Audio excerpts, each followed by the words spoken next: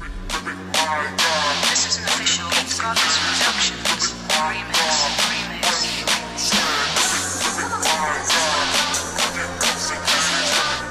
What's up, everybody? This is Bree from Young, Safe, and Free, and I'm back with this week's Tuesday Talk. For everybody that's new to my channel, welcome. My name is Brianna. I am the founder and creator of Young, Safe, and Free. And for everybody else that's been here, welcome back to my channel. Thank you guys so much for your love and support. And I genuinely love you guys from the bottom of my heart, and I appreciate you all so much. I don't know why I just said appreciate so slow. I don't know. This is my second time recording this video, and we're gonna get through it, okay? Now, before we get started, I do want to address this situation around me. I know this does not look like where I usually am. I'm actually at my parents' house. I had to take a break from where I was just for a moment and come check on some things here. And also, this flash is really getting on my nerves. Also, I have an announcement for you all. So I am expanding my team. I love you guys so much that I want to be able to get the best content out to you all. So I'm expanding my team so that, one, the content doesn't just reflect my opinion and my thoughts and who I am. Granted, I am the founder and creator, but it's not about me all the time, you know? So I'm doing it for that reason. Also, just because I have a lot of different things going on, and I don't want to burn myself out, so I need help. Because right now, anything that you see that's Young, Safe, and Free, that is me. I get like my logos and stuff made. I got my logo made, but other than that, everything else that you've seen is me. Literally. Like, excuse me, sorry about that. Literally everything has been me, and I have too much going on right now for me to just stick with it being that way. So I am expanding the team. Now, what was I about to say? Oh, so as far as what we're going to be talking about today with the Tuesday Talk. Oh, sorry, y'all. If you're interested in being part of the team, send me an email to youngsavedandfree@gmail.com. Everything spelled out. And we can talk about it. We can see where you fit in with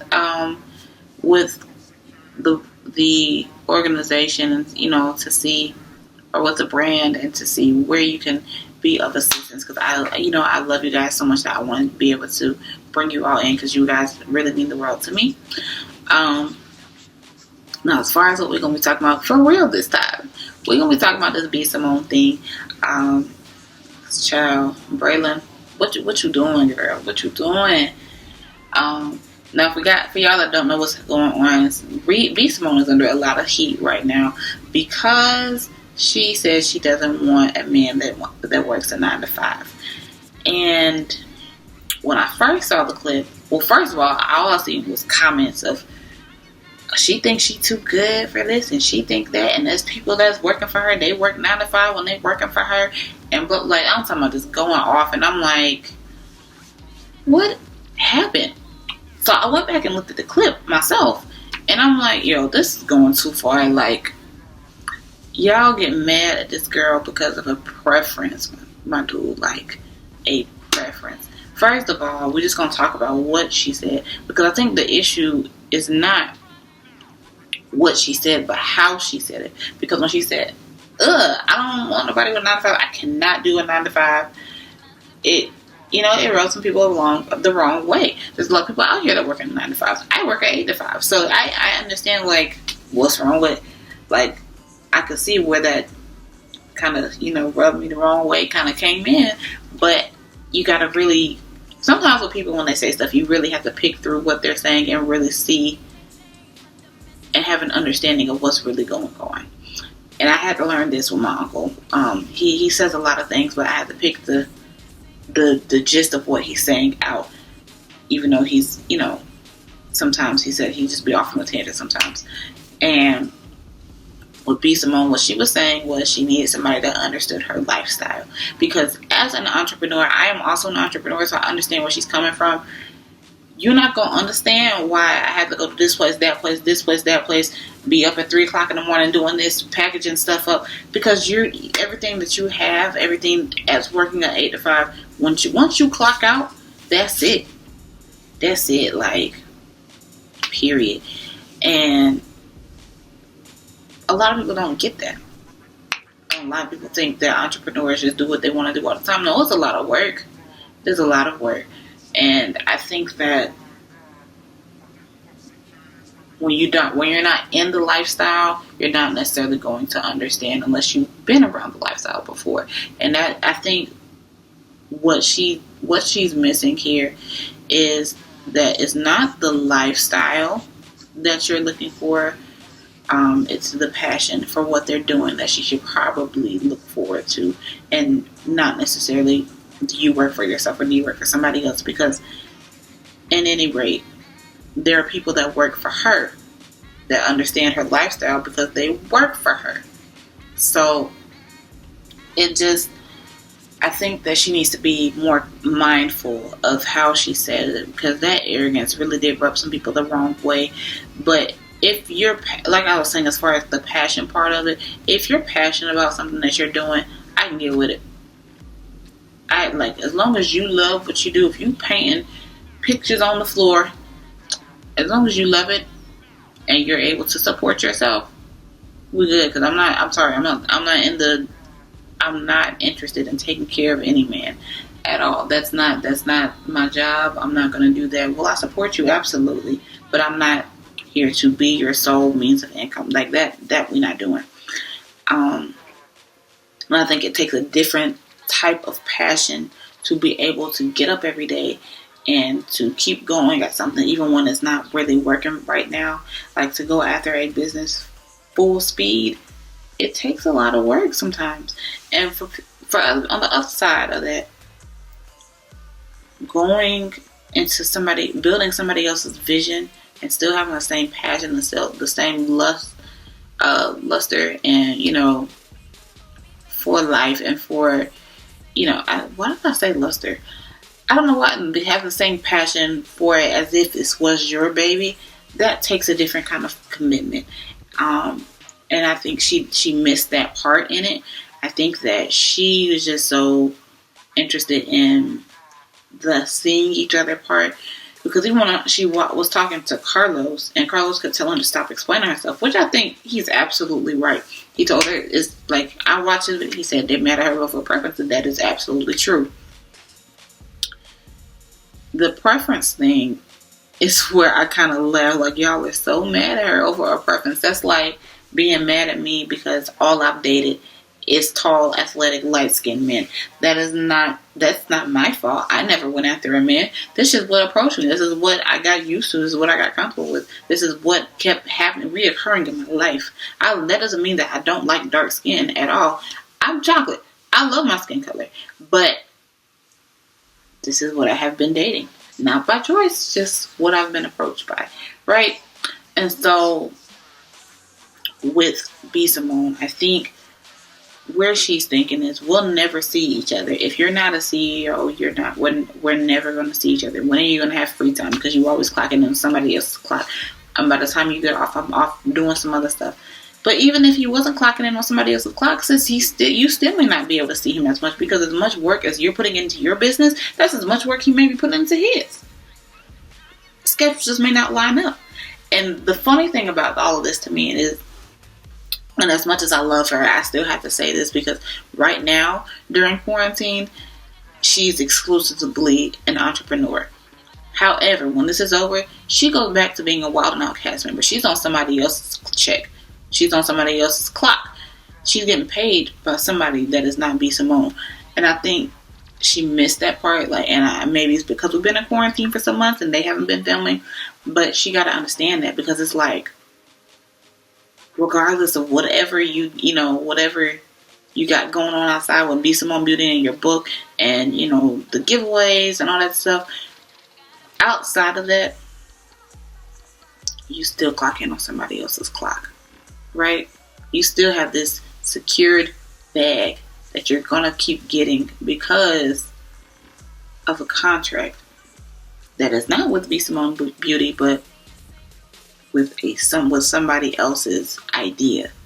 And it's funny to me because, like, as an entrepreneur, I understand where she's coming from. I'm up till 2-3 o'clock in the morning every day. After I've worked an 8 to 5, I get off work at 5 o'clock and immediately start working on something else. And then, there's multiple hats that you have to wear. And so if you don't have something extra going on, then you're never going to understand. So like even when I was in high school, I only dated athletes, like literally only dated athletes. And when I say athletes, I mean like top tier athletes, not like just no random, like not no random whatever. That just wasn't me. I didn't do that because I needed you to understand what was going on in my life. So yes, I'm a high school student, but I also went to a performing arts middle school and high school where my fine art was dance. So, and by the time I got to high school, I was performing at least once every 2 months. By the time I was a senior, I was performing once every month in major productions, not just we're going to go perform over here today. No, like I'm talking about full-fledged shows. And so if you're not into something and putting your passion somewhere, you're not going to understand why I'm at school 6, 7 o'clock at night rehearsing, why I'm stretching on my floor, why I'm spending so much time watching all of these technical things with Alvin Ailey and Garth Fagan and Parsons Dance Company. If you don't have a passion of your own, like I would never date another dancer because a lot of male dancers are gay, so that's not going to benefit me anyway. But just having somebody that understands I have to put in all this extra work to get where I want to be. When you're an athlete, you have workouts, you have not rehearsals, practices, you got coaching that you have to do, you have all this stuff that you got to do. You got to do stuff outside of just going to practice. You have to understand that. And so it made me, at a very early age, be able to create balance and be able to prioritize things in my life. So if all you do is go to school, you're not going to understand. And you're not. So I understand where she's coming from that. What I really, really, really want her to stop doing is putting limitations on. Why is it so dark? Okay. I really want her to stop putting limitations on stuff. So, like, for me dating, in my 20s, she's 30. So, for her, she wants a husband. That's just her heart's desire. She wants a husband, but you got to take your limits off. Like, you trust God with everything else. And I don't want her, I know that she doesn't really believe in that self-made thing, but this is kind of the vibe that she's giving me when she's like, I'm not doing this, I'm not doing that, I'm not dating this, I'm not dating that. Your preference is cool, but if you really want to see God laugh at your plans and not see your plans manifest, give him your plans. Because that he'll be like, oh, that's cute. You got plans, that's cute, because I got something else in store for you. So you can just go ahead and throw that over there, because that's just not going to happen like that. Like, for me,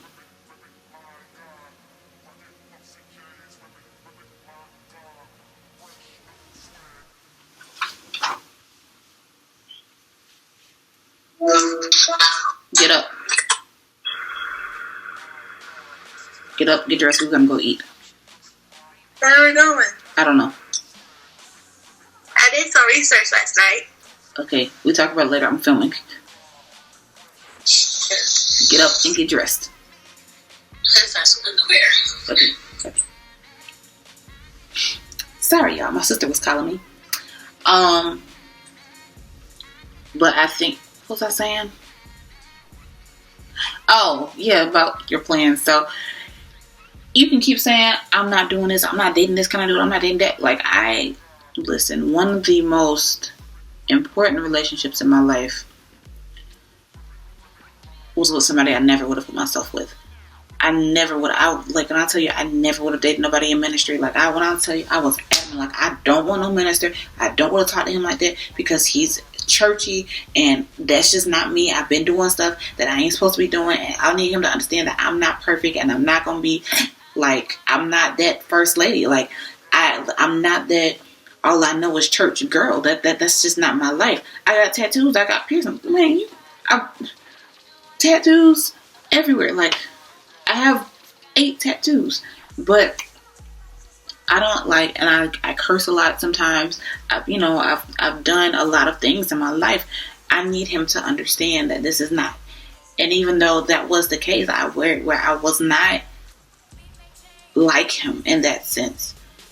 That was one of the most significant relationships that I ever been in, and I still have a lot of love for him because he was willing to be with me, knowing that I was not, I wasn't this perfect being. Because I think a lot of times we put pressure on ourselves to fit this mold for this person, and what I don't want for B. Simone is for her to get with somebody and they feel like they have to be this person for her. That's not gonna work. Not gonna work at all. So I pray that she just takes her limitations off and that she understands that, just because you want something to be a certain way does not mean it's gonna be that way. There are other things that may happen in life that may change that. And even what I really want for her is to find somebody that loves her for her and not because of her status and not because of whatever else she got going on in life. Because what tends to happen is, especially with people that have status like she does, people see dollar signs. I feel like I'm watching Love and Basketball. They see you and they see dollar signs. That's what may happen with her because everybody knows who B. Simone is. Everybody knows the B. Simone tone is. I pray that she finds somebody that treats her the way she wants to be treated because she's had a lot of bad relationships and I've watched her YouTube videos. I've actually she's like my big sister in my head. One, because she's from Dallas and I've always seen myself living in Dallas. I don't know what it is about Dallas. I've never been to Dallas in my life, but I keep saying that I want to move to Dallas. And to see her and to see how far she's come, I have a lot of respect for her. I really, really do. So yeah, I don't know. I hope that she finds the love that she's looking for. And I pray that it's not what she says she wanted, but what God wants for her. And yeah, I think that's all. What are y'all thoughts on what happened with her? Do y'all think she was right? Do y'all think she was wrong? Let's talk about it. But that's all that I have for you all today, and I'll see you in the next video. Bye.